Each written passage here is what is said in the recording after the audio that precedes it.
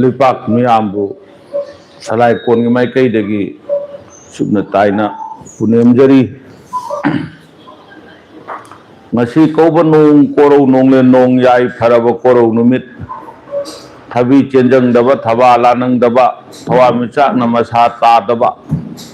wakching thagi taruk ni panba langmai korau ase masida leipak mayam ga yawa pausana na bagi damakta laksabane kuyum lagi masak oiraba khang hairaba leipak mayam na thaujalan kubiyo ngasi salai kon gi mai kai degi pudun laksari basi hiram masi tudok panate hana mayam na khang dana tana dana leiraba aikoi gi मितई की चाही की ओइबा चना loan चत्तसु अदुम याउदना लेरबा इमुयु हाइरिबी पलेमी माछा मसिबु पलेमी मागी थौगल कर्म पांगथोकदगे हाइदना इमुयु लाटपा हाइबसे वाक्चिंगी थासिदनी मरमदुना नहान हौगिबदा वाक्सिंगी नोम पानबगी थौरम कुम चनबा lion ताइबगी थौरम पांथोखरब तुंगदा मसी अमुक इमुइनु इमागी थौरम से वाक्सिंगी अयामना वाक्सिंगी तरानी थोइनी पानब नुमिता पांथोकनै मसी तरुकनी पालबनिना मथंगी नोमाइजिंग अदु यौरक्त्रिंगैगी ममांगदा लेपाक मियाम का पुन्ना इमुइनु हाइबसे कनानो हाइबदो खंगमिन हौरगा मथंग लाकदोरिबा इमुइनु लाटपगी थौरमदुदा पुंगिंग तिंगना वाखल पुंगिंग वाखल सेंगना अखोना थौरम तौब ngамगनी हाइब पुंगिंग की वाखल अदुगा लोइनना मसीसे मियामदा इमुइनु करमना लाटकदगे इमुइनु कनानो कमाइना मसक मथंग मथंग होंगखिगे मागे लाटपगी मवोंगसी होंगखिगे हाइबदुगी मतंगदा मियामदा चौरान पाउतम जगे अखोना खंगे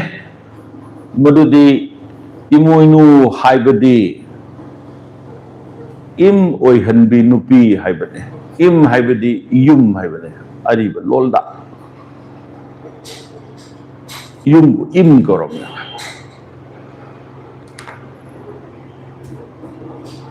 इम हाइबदी इम हाइबदी ई यदि आई हाइबनी इम गी मादि मफम हाइबने आइगी लेफम हाइबने आइगी तुम्बम आइगी चाफमबो आइगी ओइब मफम हाइबदुदगी कोना इम लाए इम दुदगी युम लाए हाइरिबा युमजी पलेमिमा लैरेन हनबिना खुयुम मयाथंग पीबीबदगी मपारी ममोम ओइबा मदु मसु ओइबा ताइबंग ओइबा इखोय मयाम से मसिबु ngakpi senbinabagi damakta kurum khutdeiba ipada taibang cha singna kurum jabadagi mahang sabibane karinungi sabno hairabadi nahanong nonglaima imana masi maram tarit makta nunggu maktana torok pada khak lawa matang nonglai nuksit matang torok pa but maduda taibang mioi bese khang mangam dadana mai kai salai thungna ko chin chelak pa matam duda palem imana leiren hanbi malem leiren hanbi palem imana paribungo nung siba imum lalen nungun bi mayam pun nama klau palem naman na koi pun nama mathanung da konsen ge hai na konsen na thambi gi ba adugi matang matang lakpa yawa wari ne madudagi di nang busum kon na thamaga di nathau sintha pang ba ngamaroy sintha pango koyum mathau pango jingu mathau khallo haidana yawak pautak lakpa karigumba pungning da potha ning ba khip ning ba ngatan tum ning ba cha ning ba laba matam da di mong ba sangai da tawo hairak pada mong ba sangai da changi ngai da palem nang amu lairam da di kam do ba hairgana ningai sangdaram ningai sangdana rak pada mong ba sangai nung da balem nama panthau na pana pari imom idu isu singbu sangdu na laibige sangkai kau kibigi wari mayam na hakka mayam pun na moto tabi kre ngasi amuk lak ibasina malem leiren hanbi palem imana mong ba sanggai nung da laklen kada kazau yaradana leimarin kazau yabi haina ngasi gi taibang na khangnaba leiren hanbi kazau yabi haibane leiren hanbi kazau yabi kanano malem imane kazau yabi palem imana imoinu oina sayol langon taubi bane aduna leimarengi kazau dugi awang thangba nakan gi mafam du dagi na yumgi mayai da leiriba koigi imunu gi khubam urep sidaba urel sidabana lengsen dana leiriba mayamna jatra hainaris asiga ahum makcha sumai tawdana triangle sana chithek ahum naina leiba lai gi mong ne maramada sumaina leiriba sida mayai da leiriba imoinu imagi khubam je masida koina masidi imoinu gi thoram tawbase mapan gi lining lisat laba tungda imoinu leitrabade yum du yum oidrene sang oye house ka home ga english ta khena bugumana sang haibana amane yum haibana amana yum du oirakpa matamda imoinu ima se imdu ohenge hairadi imoinu ima gi tangai phadaba lay hairibi imoinu ima du muba sangai nungda leitragadi im oidabdo pandagi changakpa lairembi maduju wakching gi tarani thoini panba numidang wairam dada changakadaba lairembi oina ikuna latleba mahaki imungda lengdana laigadaba lairembine imungda lairambadagi mangon hek kumdagi bada madi khamnung langon laima ichum lairembi mathang mathang olaga la khoyum masak on gidoi imuinu ima hai bisiri yumdagi mapan thokpa suya yade yumdagi mapan hek thokki bada laisak honge laiming hongre adubu ai koina mapan dagi changak padawna mai pareng pareng thala na kausan badawna magna koigi wari mayam wasem mayam lae Imoinu इमादी खुयुम लाइरेम्बिने ताइबंग नतेबा ताइबंग युम्बान मिनदे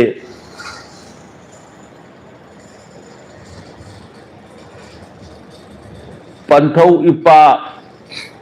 कैटुक हनबगा पलेम इमा इमोइनुगा अनीदी yet का ओइगा मतेंग पांगनबनी मतेंग मनाउदी नते मतेंग मनाउ ओइदी मचामा पोफम थोइना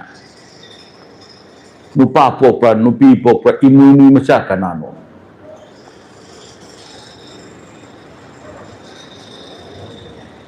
इमोइनु मचा दे ताइबंग गई खोइनेबा खोइने मोइबु पलेम इमा पंथौ इपान हारी बेसिनेबा मोइदी करिनो खोयुम लाई ओइबनिना मसक मवोंग लेते मचू लेते pope सिबा नाइदे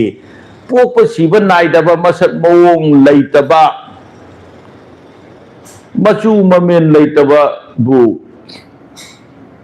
खोइना करमना मसक लेपनी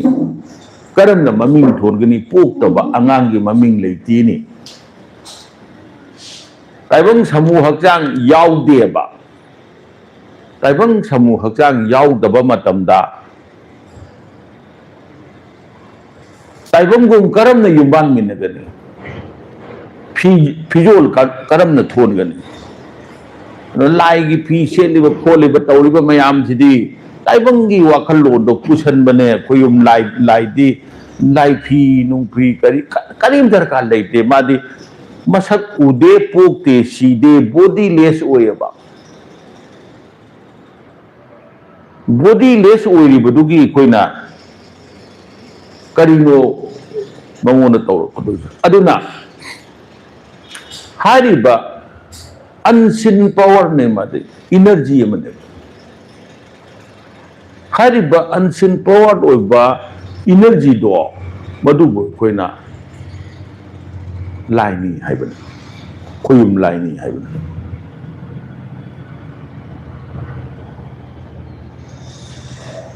एनर्जी दु करिउ मतम द मैसा ओइबा याय करिउ मतम द इसिंग मनिन ओइरकबा याय मागी पावर सिंगदुना एक्सपांड तौरपद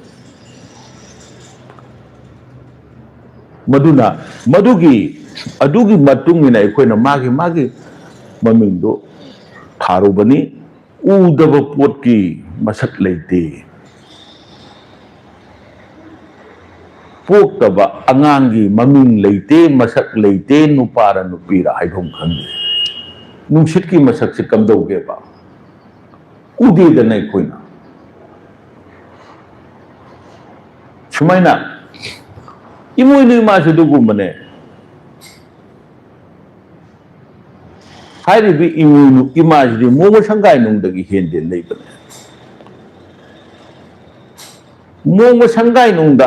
से समना हाइरबदा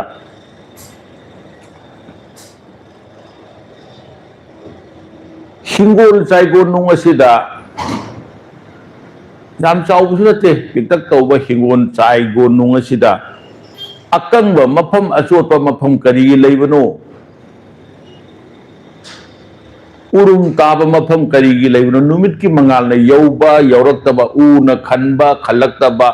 इसिंगी इरम ताबा तारक्तबा अदुगी मतुंग न अकंग अचोट पर लेबनी ने सुमाइना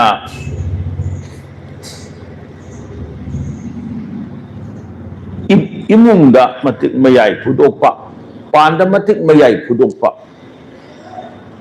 अदुगी मतमदुना अमा कौबा अदुगी मतमदुना अमा कौबा मागी मफम दुगी कोलोय ममिंग तुंगान बनी मतिक मयाई तुंगान जबनी माद अमतने मसीबुनी अखोइना गॉड इज ओनली वन ने हाइस करिनो हाइ मतमदा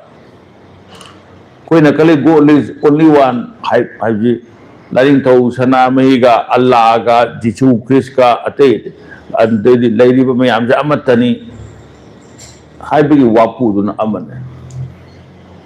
मधु मागी अनिंग बने मानते श्री कृष्ण पोकोई मामा मापा दुगा जिसु ख्रिस्ट पोपगी ममा मपाग ममिंग खेने लेफम खेने तोंगान तोंगान वारी जो मानत कोइना सब मानरम तादि हिंदू मंदिरम दा चंगगा कोइना अलार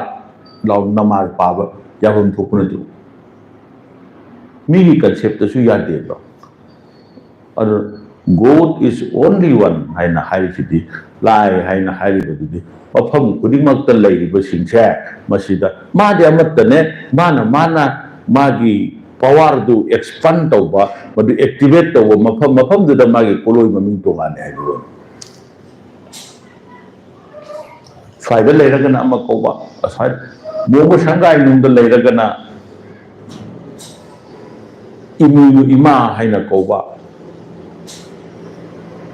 चुई ताफम दा हेक यौरगना चुम लाइरेंबी हाइबा खर लान थोखरगना खमनुंग लांगो लैमा हाइबा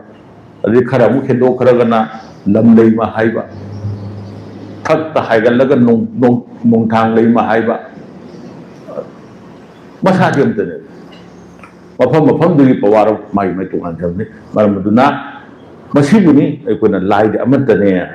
हाइबदी मसक तोंगान दुदी मफम तोंगान दुदी मसक तोंगान जबने अदुगा हाइरिबा God is only one हाइरिबगी मिगी सोमदी ओने येबियो अदुना इमुनु इमा से मादे कोन इमा कवे कांबु अमना करी कवे इबेन कवे इबेन इमुनु हाय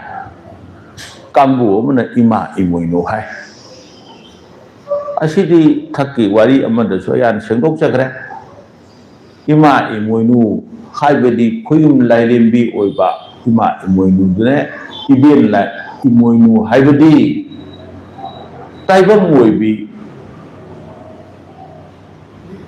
इबेन दो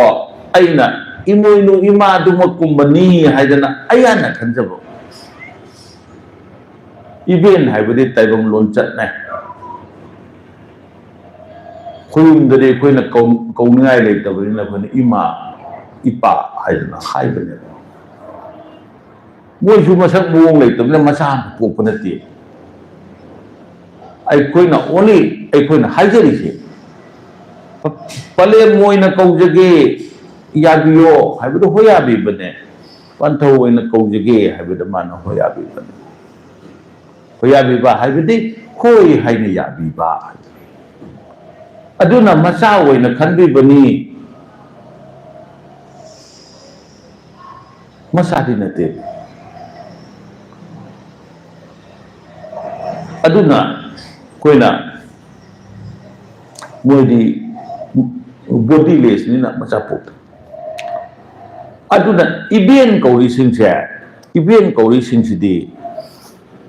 ताइबंगने करी इबेन कौए मसु मबेन है मयाम न खने मामा मचा से नुसीने दे हाइबन नते अदुबो मसु करी कौई नुसीबो पुनमुन सुजले मसु कौई न हाइदेनी सुमाइन तौदना पपेन द पेनबीबा इबेन कौई अइना तौजबो खुदिमकसे मा अदुम इपेन द पेनबीबा अदु कुदमन तो लोइना इबेन हेक अइने तौबो खुदिंगी पेनबीबा खुदिमन लोइ इबेन कौई हाइबन नते इबेन हाइरिबा वर्ड से मस एड्रेसिंग वर्ड से मसी इटिमोलॉजी दिगी वर्ड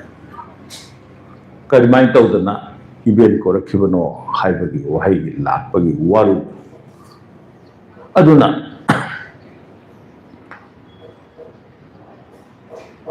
मबेन सिंजी ना मसु सिंजी यानुन तौई मसु ना मबेन सिंजी यानुन तौई ममाना मपाना वारक चैतेन पिरक्तना फुरपु मतमदा मबेन नाकता चिलछले मपु नाकता चिलछले नासु ममा ताइबंग फूगे चाहिए है ना तौर मतलब पले ममा मपा की मना चिंजले पले ममा मपा न फूगे तौर मतलब मपू मबेन के मना चिंजले गांसे अदुना ममा मपा दगी भाव हेना नुंगाइजबा नुंसीजबगी मरी अमा मसु कनो मपूगा मबेन लये अदुना मखोय अदुगुबी मबेन सिंह मपू सिंहबु मतम मतम दुगी मिथोय मिहेन मसिंगना खोयुम लाइगा पांखकने हाइदना खन्नगिबगी वारीनी मदुदगिनी इबेन तरे थोरक्रिबा इबेन तरे अदुदी आइना हानसु निंसिंख्रे मैदिंगु खोंटेक चागी लेंगाक मतम हाइबदी 763 दगिना 773 बा कोई एडी की मसीगी मतम सिदा कोइना तयुम लैमा कौबी इबेनगा माका पानगिबा सनाकी खोइबा कौबा इपुगा पोरकिबी वारी सुमाइना तौरदना चिंगलेंगान बी इबेनगा चेंखू गानबा इपुगा अनि असिना अमुक मैदिंगु लोयुंबना पानबा मतम हाइदि 1074 1074 दगिना 1112 एदी बावबगी मरक्ता पानखिबा मैदिंगु लोयुंबई मतमदा पानखिबा महाकी इबेनगी ममिंग सुमाइ तौदना कुलुक कुमसुबी कौबी इबेन असिना अमुक मथंग मथंग लागा मैदिंगु थौआन थाबा हाइबा असिना लेंगाक मतम 1195 to 1231 बावबा पालंबा मैदिंगु थौआन थाबगी मतमदा लेगिबा सुमाइ तौदना मथंग मथंग हानसु चेनेल अम चटखरबनिना सिगी इमोइनु इमा कनानो इबेन कनानो हाइबे चेनेल अम चटखरबनि सिदा याम कुप्तरकुमसी मदुद ओइना ताबना नुगाइनी हाइना खल्ले अदुना हाइबे सिंगो ताइबंग ने ताइबंग ओइबा इबेन सिंगो मदु पुई कोइना खोयुम इबेन अदु मक्नी हाइना खनबदगी इबेन इमोइनु हाइना सैथाबन इमोइनु हाइबे सिमक्ति थकी परम येंगुब तारगदि इमोइनु हाइबे इमाने मालेम नैरेन हनबीगी सायोन अदुबु अईगी इमुंग असे इमुंग वैरक्तरबा सही कया इमुंग वैरक्तरबा अवा अन्ना फंगाबा अदुगुमना लैराबा मतमदा इबेन माना युम्बमा सेमगलखिबा युमनिन हनजिबा खोमनिन हनजिबगी दमकता इबेन मादी इमुइनु इमागा पांखकनये हायरदना इबेन इमुइनु मोइना हाइनबनि ताइबं अदुना इबेन इमुइनु दे ताइबंगनि खोयुम ओरिबि इमा इमुइनुना लाइनि खोयुम लाइने खोयुमगा ताइबंगा अनिसिदी खोयुम मचिनजाक ताइबंग मचिनजाक तोंगाले अदुना इकोना खुरुंब मतमदा खोयुम दि कंदौये मई चंबा पोट कत्तेने यातना कोतना तांगा याथत पादेदी हायुक सेमसु मकक मकक तौदना मकू दोक्तना तौबदु मदु ताइबंगी हिंदू लाइनिंग लापदगिदी हिंदू लाइनिंग की ओइजबा खुयुम लाइगी तौरपददी हायुक लैरुक सेमकपदा कक्तना यातना सेमबगी चटनबी लैग्रे मीगिदु मीगिने चुंबा लानबा कोइना हाइरु याते अदुबु मितैगी इपागी इपुगी तौरंबददी संथोंग अपानबदा अइकोइना संथोंग उमाय लेपिरिबा पंथौ इपा संतुप लेना पानबदा कोइना खुरम मतमदा तांग यातेने लासेट तौइने हायुक सियंदना चू मक्तो ओइरे मकू खोक्तना कोतना कत्तेबा मकक अमा तौरगा अदुम कल्ले वा खेलगा अखोय कत्ते वा मपुंग कल्ले कनागुंबना वा कनी हायरगसु लाइनिंग थौदा कनानासु अखोयगी संतुबलेना पानबदा कनानासु चाक कत्पा याउनदीने मई चंग पोट कत्ते खुद चंगना कखतना कोतना याखतना सेम पोट कत्ते लफोय ओरजु लफान कली लस लफोय सेट लगा कनासु कत्ते मकक मकक का तौरगा कत्पदो कनासु कत्ते अदुना खोयुम लाय ओरगदी हाइदा ओरे हाइपुम लैदा ओरे लैपुम लैसा सेदा अनुमाइन तौरगा हाइयु कतलका जाते मकू खोक्तोगा कत्प तारगदी हाइदुगी मसक सुगायरे मीने हिंगीब पांगल कल्लिसे उनसाजिन सिजु पांगल लमनीने मौननीने मसी खोक्तोगा चत्तारगदे खोजि ई मत करीनो तौदु कोई पांगल कदाइदनोबा आई ngasa nungsaji hui yongdong san nung leiba iroi nung loi kai nung lei si moi gi batu choba me ba baun thara mi si maram lei ne ba adu batu chomandra gadi koi dongna sit nan da lei ram gadi koi umang da phi set na lei ngamoe ba koi chunu manunda ingana loine ba sabana loine ba ai nga sa dagi khamba ngamna ba sa sinje khuyum lan sinukpada motu chu mali ni aduna ai ko skin human skin gumane chu gi maku ji ju hai maku ji ju unsa ko bane ba unsa khotok taraga de ni do 시리니 나쁜 비린 종은 거더라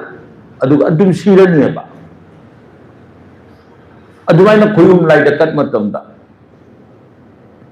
깍탁다가 포들다가 첨들다가 깍대봐 밑에 있잖아 미다 머품 깍도가 아두고 미토끼 라이닝 락바다기 와클론 홍기 अने हेक्ट चाब याब मौंग अने ताइबंग हेक्ट चानिंगदब हेक उब मतंद तिन चुंगदब मौंग सेमबदी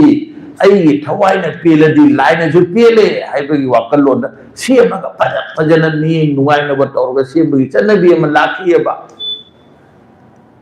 असिजु फजतब नतेको सिजु तुम फजन वाकल्लोन खेनबई वानी अइना palm खनबई अदुना इमा इमोइनु खोरमगे हायरगदी फुंगागी मसिदा फुंगासिदा अखोइना हई लई कटकटब अथेन पोटपु ओरसु मई चंदब पोट कलम लाइबक थीगी युमजी करोड़ कया संग सारसु इना खुंब सिंगको बैंक की लोन मयाम लौर इन टाउन्स ऑफ लाख लौरगा सही कया संगना मदुगी प्रीमियम थी दना माई सेंदोई नुंदोई तौदन थी लगजु जुम चाउना मथोन कया सारगजु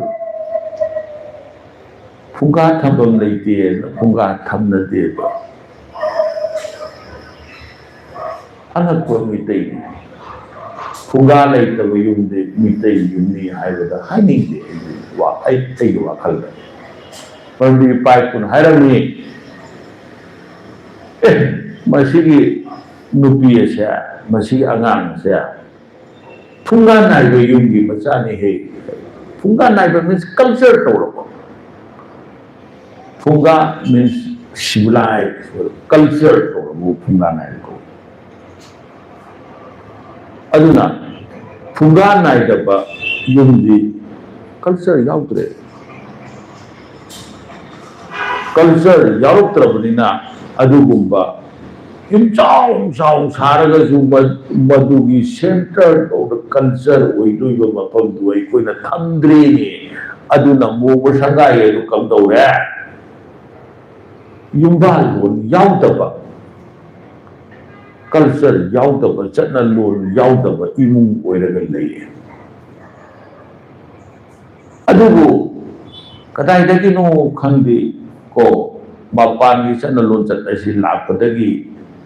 imui mu ima se lan gi lai bi oina lo mai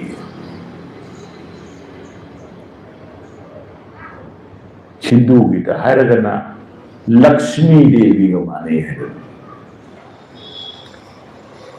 Imu di mitay the low level concept tadi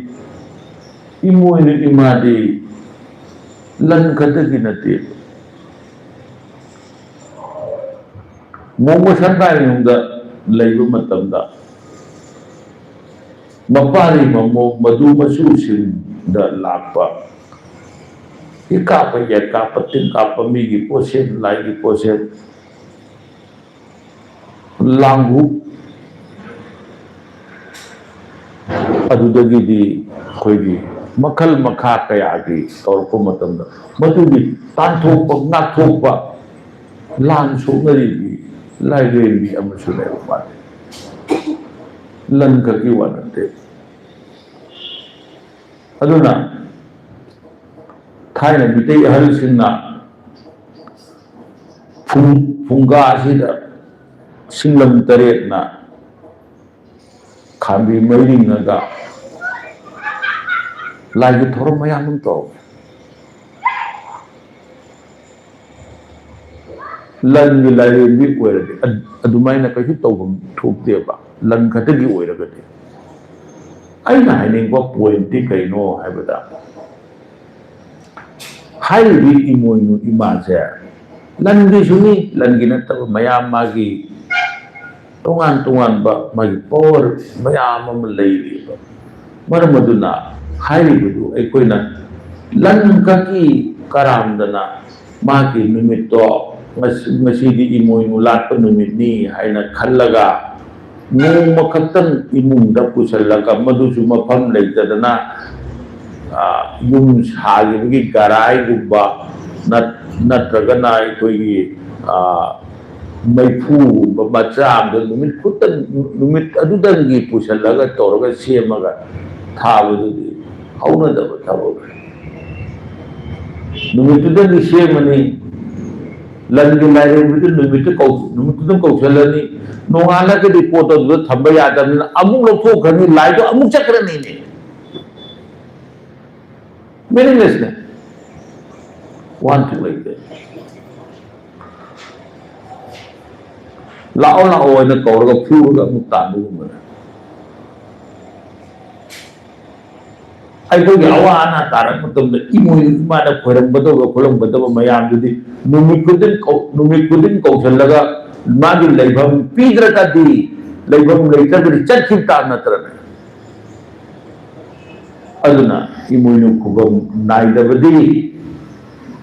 mitay oidre takpane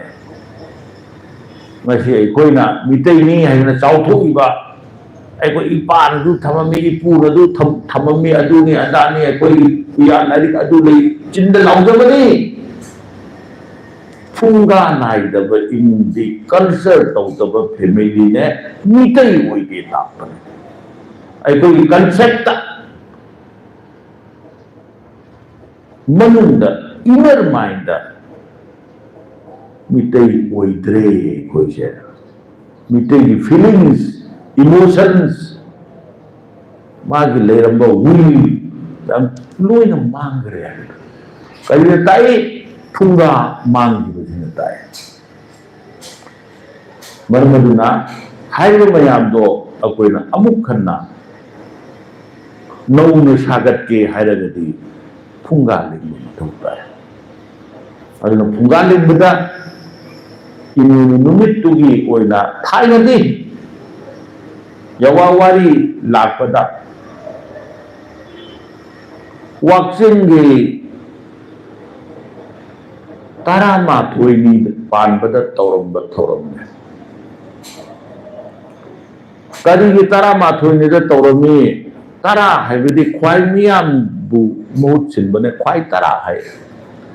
मियामदगी अहेनबा हेनथोइबा याइफबा ओइगे हाइरबदे अमा थोइबा तरा दा अमा थोइबु तरामाथोइ को अदुदा थौरम तौरम करिगी वाक्सिंग दा तौरमी हाइर वाक्सिंग दी वाक्सिंग थादी वाकोन थाने चिथम थाने ब्रेन बु वाकोन कवे वाकोन पुंग हाइरी ह्यूमन ब्रेन ने मरमना नंगी ब्रेन अदुदा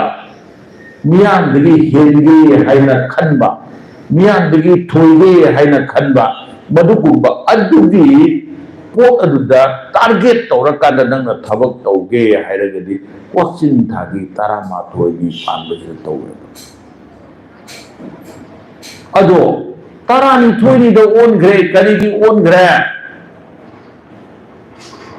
अतोप लाइनिंग मिटोप लाइनिंग लौरब तुंगदा तरामाथोइदी एकादशी व्रताय नम तौरेने एकादशी व्रतदुदी सरा हेंदना माना माना निंगजरिबा मागी मागी इष्टदेव सिंदो मधु पूजा तौदन लेजब तम अदुना श्राद्ध कर्म लाभ भाव एकादशी हाइदना यही ठोक नहीं है लमदम से को कयाम लून एकादशी बु खनबगे है नसीदी एकादशी व्रत जी हिंदू लाइनिंग चत्प सिंगी मरकजु तौनदब कोंगाइने अहल लमन अमनी तौवे वानी अदु मतमदुदि एकादशी व्रत से यामरु उना लो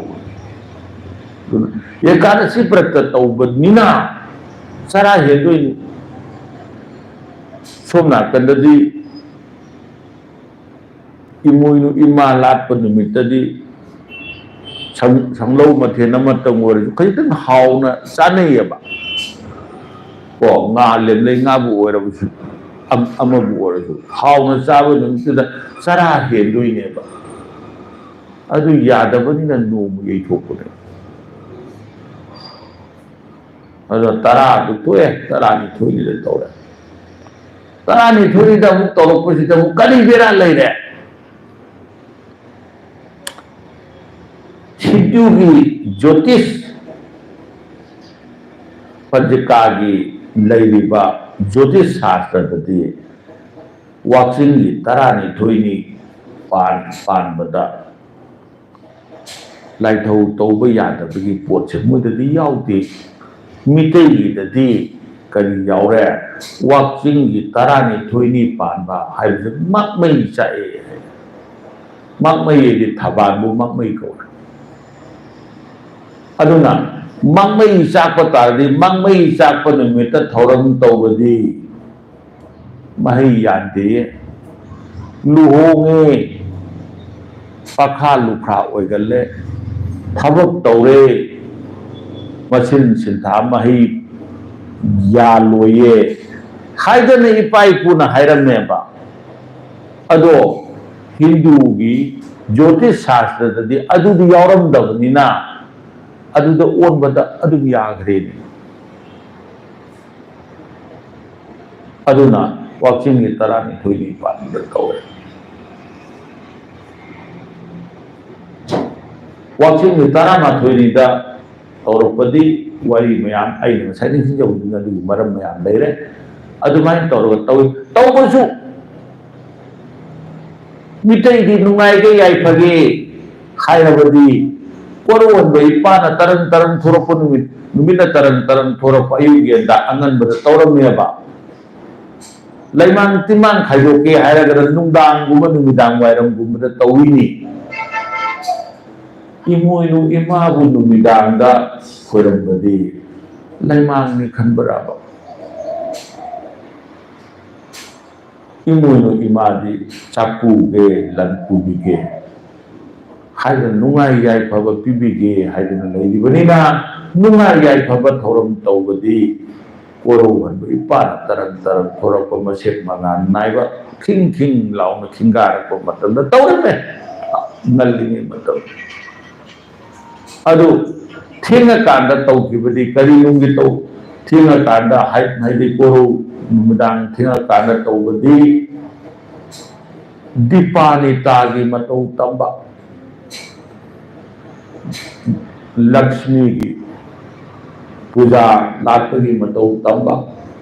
मयाम सिदगी नुमिदांग ओंगी नुंगाई याई पर थौरम दो नुमिदांग तौबा थौरम ओइना पागी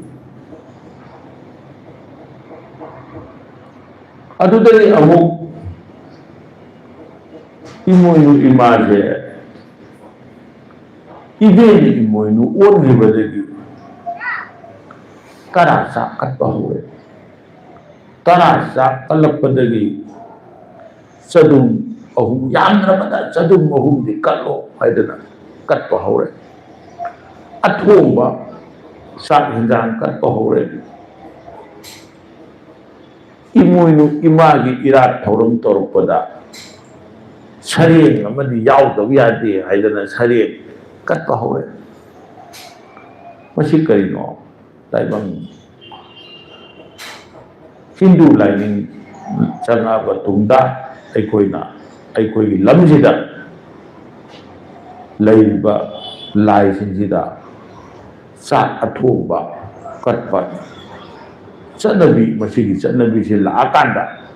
अखोइना युमगी लाई ओइबी इमोइनु इमादसु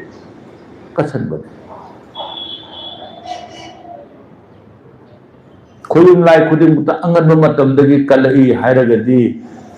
संथुबलेना पानब संथों कुमाई लेप मतमदा अथोंब पोट कलमगनी ना लैरेन हनबी इमारा थोंब पोट कलमगनी उरेप सिदबदा जत्रादा अथोंब पोट कलमगनी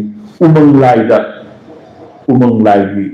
खेलप मतम अथोंब अथेन पोट लांगपदा सा हेंजांग तो मयाम कोई कलमगनी ना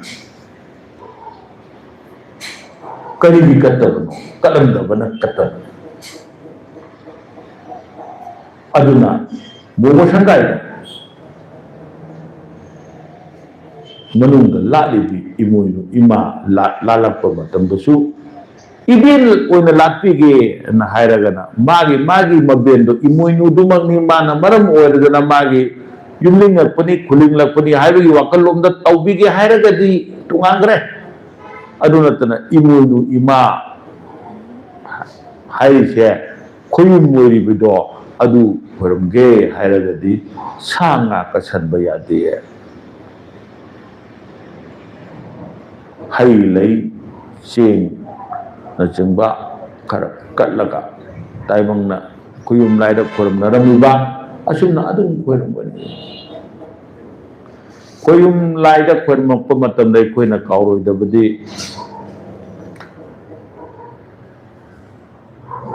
फुंगा नुंदुम अहुम लिंगमे प्रोजेक्ट योसौबी मखोंग अहुम ओइरे हाइरिबा मखोंग अहुम से मसीदा खुयुम लाई अहुम लये चिंखै थंबना नोंपोक चिंखै अपानबा पंथौ इपागिने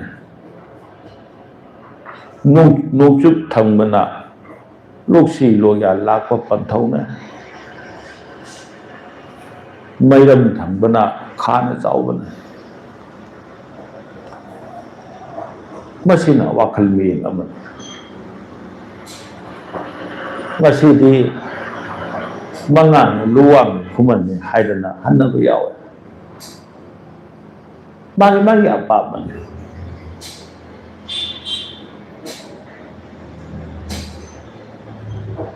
कनागुंबना हौखिबा ओइरिबा ओइरकदबा हाइदना हन्नब यावे चिंखैना हौखिबा अदुगा नोंचुकना ओइरिबा मैरमना ओइरकदबा पास्ट प्रेजेंट फ्यूचर लोंदा पानथोꯛꯄꯤꯔꯒ ꯇꯧ ꯇꯥꯏꯕꯪꯁꯦ ꯑꯍꯨꯝꯁꯤꯅ ꯄꯨꯜꯂꯦ ꯍꯧꯈꯤꯕꯁꯨ ꯂꯣꯏꯔꯦ ꯂꯥꯛꯀꯗꯕꯁꯨ ꯌꯧꯔꯛꯇ꯭ꯔꯤ ꯑꯗꯨꯗꯤ ꯍꯧꯖꯤꯛ ꯍꯧꯖꯤꯛ ꯑꯩꯒꯤ ꯃꯥꯡꯗ ꯑꯦꯛꯖꯤꯁ ꯇꯧꯗꯅ ꯂꯩꯔꯤꯁꯤꯗꯤ ꯀꯩꯅꯣ ꯄ꯭ꯔꯖꯦꯟꯅꯦ ꯑꯗꯨꯗꯤ ꯅꯣꯡꯆꯨꯞꯇꯨ ꯈꯛ ꯀꯜꯂꯒ ꯇꯣꯛꯀꯗꯕꯅꯤ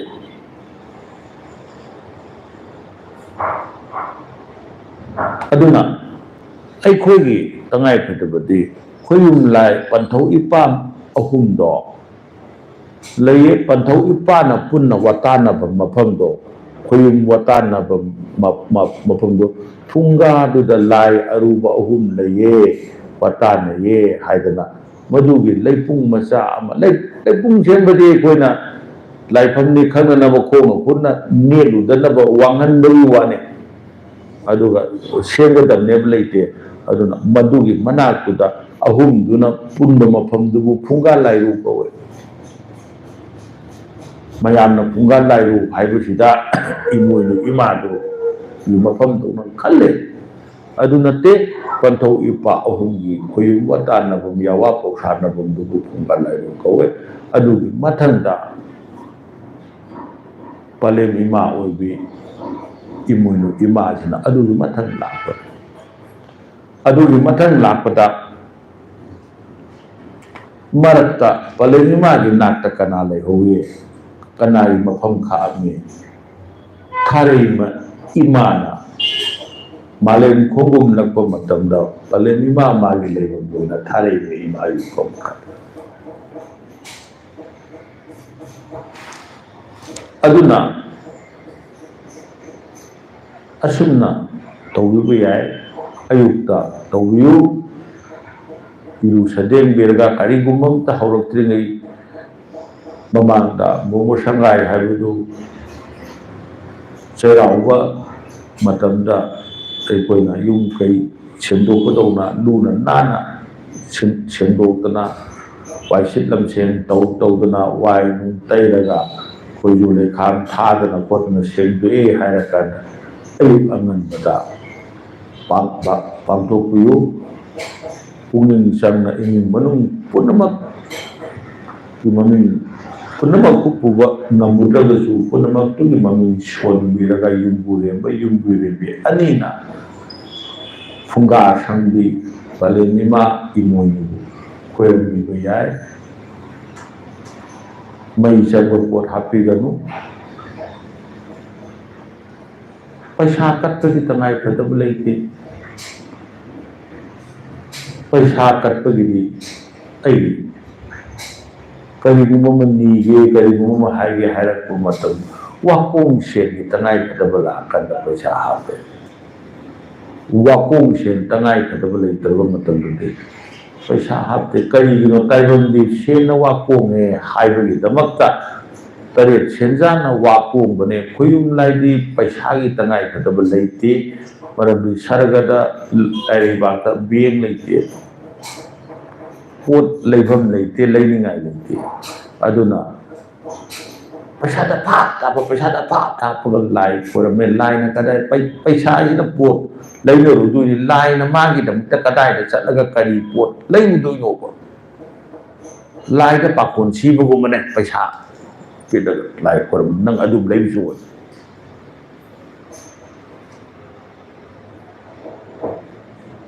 ꯑꯗꯨꯅ पैसा नुसा कटपट थोड़ोक दरकार लेते सरें कटपा खोटपा सरें कटपड़ी सरें थवाई नहीं है मसा कटपा गुम्बने मधु मधु थोड़ा का अमुक कट कारगदी हिंगजन मनम नंबीरो उरे हुजी अमुक थोगे मसी अमुक चाबीरो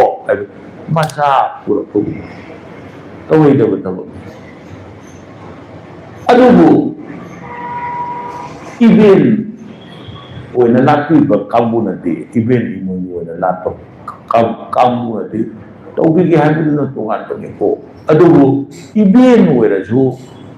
कोयुम लाइरक चल्लबदि लैगिदबदि ngasi लैगिबदि नतेदना तौइदब तब अदुबु लाइद कत्तना इमुंगदुदा सरें चागे हाइबदी कनाना थिमुदुनो अदुनि आइ आहावम चागे हाइबदे येन चागो कांगुना येन चागे हाइबे याय सरें चागे हाइबे मिना सरें चागे हाइबे याय ये मितैगी चना लोचत लाब तुंगददी सरें ngaदी इमुंगद थोंगे साना मपाना थोंगे हाउ बंब चाजगे मोई इमुंगदुगी हाइदना सरें पोरागा थोंगा इमुंगदुदा इमोइनु इमालु इरान पदुमिता चाजबदि काइदे अदो लाइदा सरें कत्तब यादे हाइबदि लैते मदुदी सरें कत्कदनी हाइदि लाइदा अशमेद येगा नरमेद येगा काइना तौबा हिंदूगी कपालिक सिंगी मदुगी कॉन्सेप्ट सिंदो चंगपगी मौ अदुना असिना सुम ngasi relationship ngasi koina kharadan meyam amangda jawab paw ko chaki ba se ngasi la soi khilan ki ba thoi hen yaw la bu su mayam pumna magna madu vidu khantabiu aduna imoinu ima irat numiti lakliba की जनवरी था 2025 सिगी कोई date 10 Friday निमित इराई निमित walking की तरामाथोइनी पानबा निमित से ओय अदुना इराई निमित ओइबनिना नाहै ताइरेन पुंफाई की मथक्ता इराई निमित की अकोक नापी ओइबा hook मतोल अमा हाटना इरु सादेबियो इराई नुमित ओइबनिना इराई नुमित पुब खुयुम लाइदे कनानो इवांग पुलेन पुलिंग लाई पंथौ इपाने मनमदुना महाकु निंगसिंग बिरगा थौरम तौबियु नुमिति वाक्सिन दि इराई दि तत्नरमगनी इराई तन्ने इपाई पुना तन्नब निमित्त अफब थौरम तौरते अदुबु अदुना निमित्तुदा तन्नबगी फत्तब महैदो फंगक्तनब फत्तब हाना खाइदोपियो फत्तब इमुंगदुदा लेरंब फत्तब खोत्तब मयाम खाइदोपदुदा तन्नब ओयहनबिरो तन्नगरब तुंदा अफब लौबिरो थौरमदी निमित्तुबु पुरिबदो तन्नगे तन्नो तन्नुइ तो कनाना पुरे इवांग पुरेन पुलिंग लाइना पुये मरमना इवांग पुरेन पुलिंग लाइना पुरम जरगा मयाम दो फत्तब खाइदो हनगिबा अफबा लौहोनबगी अदुगा पलेमिमाबु खोरम जबदा खोरम थौरमदो महि यानबगी थौगिदो पथौ इपा इवांग पुरेन पुलिंग लाइदा अइकोइना खोरम दियो शिखक मयामदा निक्सिंग जगे अदुगा इमुंग मनुंग मयाम पुनर्बगी खोरमगदोबनिना हैरम तरे लेरम तरे थिरुब ngमदब याय हैरांग अमतंग ओरसु हैरांग चरोंग अचुंबा लेरांग सिंगेल लेरांग निंथिबा कनब होनबियु इमुंग मनुंगी खोरमगदबनिना लपोय लफांग चंग थोपा अमा हापिब याय खोयुम खोइदौ फाननबगिदमक्ता खोयुम खोइरांग हई ओइबा हई मनम नाइबा हापिबु याय अदुगा चेंबी चेंबा हईरगा अदुम खोइरमगा लोरे तुना खरदम नांगजरिबा खरदम हाइजरिबा से मसिदा असोइबा अरानबा कया यावरमगनि ताइबमनि अपंगमनि सोइखिबा लानखिबा मयाम याव तारगसु खुयुम लागी मतिक मयाय चेलबा लैपाक मियामना मायोंदं लौखत्पियो मयाम पुनमंगना सोइखिबा लानखिबा मतमदा सोइब चाम ngakpiramo aranba चाम kanbiramo haibasi haigeraga kubak chandau tara lon miyam khurumdari hai haya hai